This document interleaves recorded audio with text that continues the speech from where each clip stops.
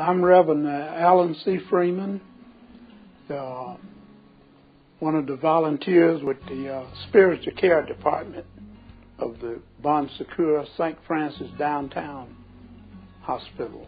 In the beginning, St. Francis had a flea market on Pilgrim Street. So my wife and I started volunteering, and we volunteered there until Father Paul, who was the priest at that time, came in one day and he said, Reverend Freeman, what are you doing in here? I said, I'm here volunteering with the ladies. He said, well, I understand you in the ministry. I said, yes, have been for years. He said, well, I need you up at the hospital. You don't need to be down here in the flea market.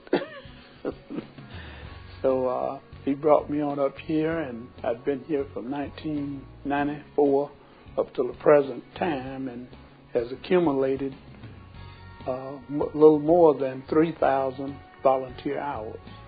I saw the need to be a volunteer in the hospital due to the fact that some patients do not attend church regularly and have no pastor, or some that have pastors that might be away on vacation or something. So they always get an uplift from through our ministry. And thank God that St. Francis have people on duty 24/7 to minister to people that feels a need for prayer. Well, it builds my strength and my faith due to the fact that we all get weak at times. The value of the volunteers as a whole, I would say, is high value because of the fact that these hours are donated with people from their heart. And service is a thing that need to be rendered in many, many ways.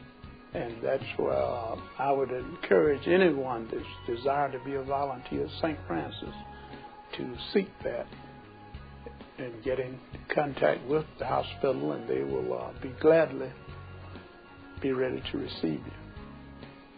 I always felt that regardless of race, creed, or color, or religious background, that everyone needed prayer.